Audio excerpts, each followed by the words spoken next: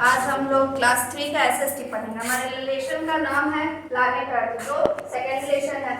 Planet को हिंदी में हम लोग ग्रह बोलते हैं और अर्थ को हिंदी में हम लोग पृथ्वी बोलते हैं। तो आज पृथ्वी ग्रह के बारे में हम लोग पढ़ेंगे। तो the planet on which we live is now as earth. हम लोग जिस प्लैनेट पर रहते हैं उसको हम लोग क्या बोलते हैं? अर्थ बोलते हैं। जो सोलर सिस्टम के 8 ग्रहों में से एक ग्रह है जो तीसरे स्थान पर आता है, और 8 ग्रह में यही एक ऐसा ग्रह है जिस पर हमारा लाइफ पॉसिबल है। It is only one planet of the solar system that harbor life. It is full of natural resources like air, water and plants that support human life. तो अभी हम जैसे बताए कि मतलब 8 ग्रह में यही एक ऐसा ग्रह है जिस पर हमारा लाइफ पॉसिबल है। ये हमारा नेचुरल रिसोर्स से भरा हुआ है जो हमें एक पृथ्वी पर रहने के लिए सपोर्ट करता है। जैसे हो गया प्लैनेट में, मतलब जैसे एयर हो गया, वाटर हो गया, प्लांट्स हो गया, बहुत सारे ऐसे चीजें हैं जो हमें सपोर्ट करते हैं। पानी नहीं रहेगा तो हम उसमें भी हमें प्रॉब्लम होगी, एयर नहीं होगा तो उसमें भी प्रॉब्लम होगी, और प्लांट नहीं रहेगा तो उसमें भी प्रॉब्लम होगी। और बहुत ऐसे चीज है जो यहाँ नेचुरल गिफ्ट जिसको बोल सकते हैं, गॉड गिफ्ट जो होता है वो हमारे पृथ्वी पर है। उसके बाद हमारा सेकंड टॉपिक आ जाता है द अर्थ ऑफ शेप। हमारे पृथ्वी का आकार कैसा है? तो आप लोगों को तो ये मालूम ही है कि हमारे पृथ्वी का आकार कैसा है, स्फेरिकल है, जस्ट लाइक एन ऑरेंज की तरह है। लेकिन यहाँ देखिए, all ancient times people believed that the earth is flat, but this was proved wrong by many scholars. प्राचीन समय के जो लोग थे उनका कहना था कि हमारा पृथ्वी जो है वो फ्लैट है, मतलब समतल है, क्योंकि हम लोग जब जमीन पर चलते हैं तो वो समतल ही दिखाई देता है। तो इस कारण उन लोग का मानना था कि हमारा पृथ्वी जो क्या है वो फ्लैट है, लेकिन हमारा पृथ्वी फ्लैट नहीं है।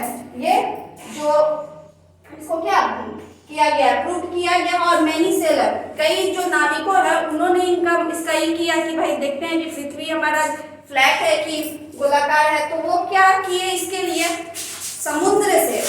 समुद्र में नाव के द्वारा जिस स्थान से वो उसका भ्रमण किए उसी स्थान पर फिर आकर के वो रुक गए। जैसे मान लीजिए अगर हम इस स्थान से वो शुरू किए और फिर आकर के वो यही जिस जगह से शुरू किए तो उसी जगह पहुंच गए, तो उनका कहना हुआ कि हमारा पृथ्वी फ्लैट नहीं स्फेरिकल है, मतलब गोलाकार है। The earth is in spherical shape but flattened at the top and bottom. ये हमारा जो पृथ्वी है स्फेरिकल, अभी हम बताए ना हमारे पृथ्वी का आकार क्या है, गोलाकार है, जस्ट लाइक मतलब एन ऑरेंज। ये दोनों साइड से गोलाकार है, लेकिन इसका ऊपर का टॉप का और नीचे का बॉटम का जो वो क्या है, थोड़ा सा चिपटा है। जैसे हम एक ऑरेंज को देखते हैं, ऑरेंज का शेप क्या होता है, दोनों साइड से गोल, लेकिन ऊपर और नीचे क्या होता है, हल्का चिपटा रहता है। तो इसी तरह से हमारी पृथ्वी का आकार है। The flat end at the top is known as the North Pole and the flat end at the bottom is called South Pole. तो अभी हम जैसे बताए कि हमारे पृथ्वी का जो शेप है ऊपर और नीचे जो क्या है थोड़ा सा चिपटा है, तो ऊपर वाले जो चिपटा भाग जो होता है उसको हम लोग नॉर्थ पोल बोलते हैं, इसको हम लोग नॉर्थ पोल बोलते हैं, और ये जो नीचे का जो भाग होता है उसको हम लोग साउथ पोल बोलते हैं। तो ये तो आप जान गए कि हमारे पृथ्वी का आकार कैसा है, एक जस्ट लाइक एन ऑरेंज की तरह है, या स्फेरिकल गोलाकार है, लेकिन इसका ऊपर और नीचे का भाग जो है वो हल्का चिपटा है, और ऊपर के भाग को हम लोग नॉर्थ पोल बोलते हैं और नीचे के भाग को हम लोग साउथ पोल बोलते हैं। इसके बाद है दी मूवमेंट ऑफ द अर्थ। अब अर्थ का मूवमेंट हम लोग को देखना है। अर्थ जो है पृथ्वी एक जगह पर स्थिर नहीं रहती है, वो घूमते रहती है, वो मूव करते रहती है, और पृथ्वी जो है वो किसके चारों ओर घूमती है, सूर्य के चारों ओर घूमती है। Like all other planets earth is also moving. जितने भी प्लैनेट होते हैं, जितने भी ग्रह होते हैं, वो सभी क्या मूविंग अर्थ की तरह मूविंग करते हैं। जैसे अर्थ हमारा मूविंग करता है वैसे सब ग्रह भी मूविंग करते हैं। It perform 2 types of motion. ये 2 तरह का इनमें मूवमेंट होता है, एक होता है रोटेशन, एक होता है रेगुलेशन। रोटेशन होता है जो अपने ही जगह पर, रोटेशन होता है जो अपने ही जगह पर पृथ्वी घूमते रहता है, और रेगुलेशन होता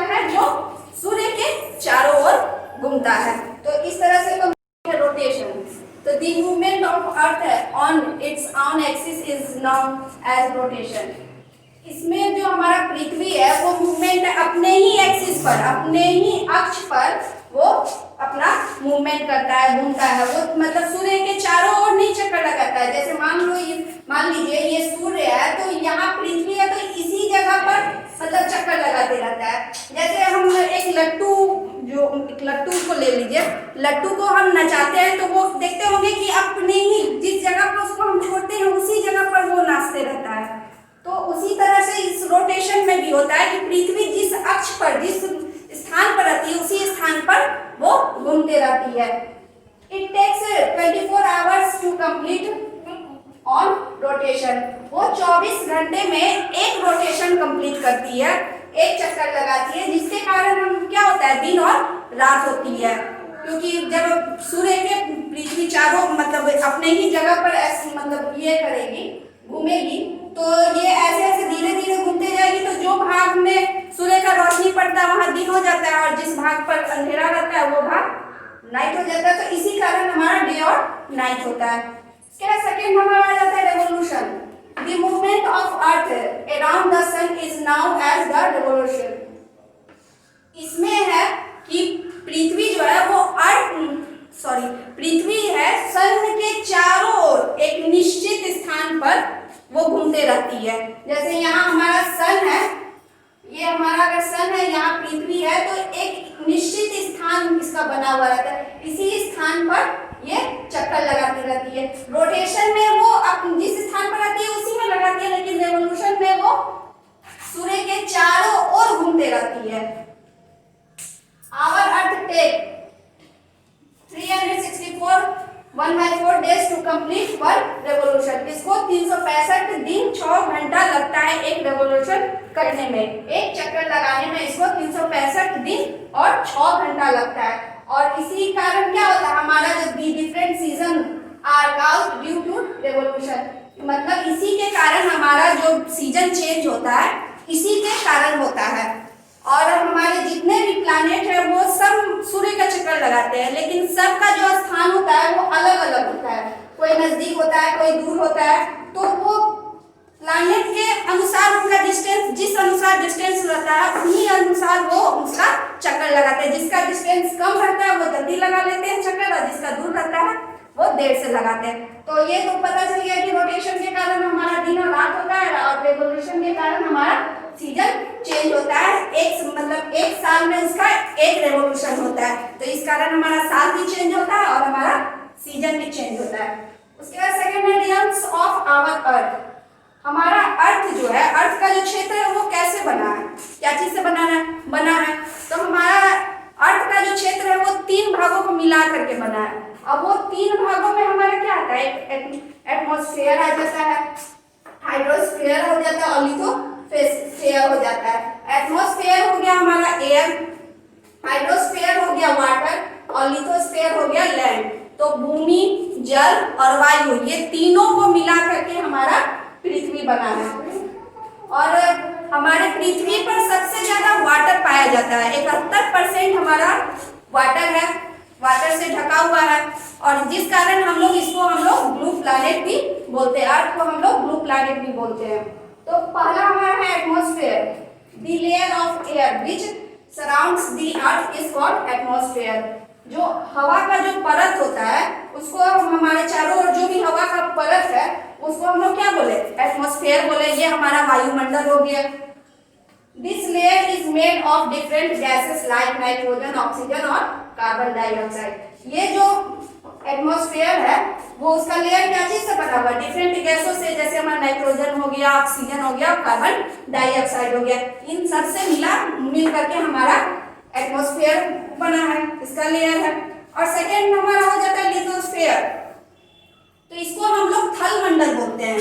तो the land surface of earth is known as lithosphere. इसमें जो है, जो पृथ्वी पर जो भूमि जो है, जो उसका सरफेस है उसको हम लोग लिथोस्फेयर बोलते हैं। It is made of rocks and provide as mineral soils for agriculture. ये जो है हमारा क्या चीज से बना हुआ है, रॉक से बना हुआ है, प्रोवाइड मिनरल्स है और सॉइल्स जो हमें एग्रीकल्चर के लिए, कृषि के लिए फायदा करता है।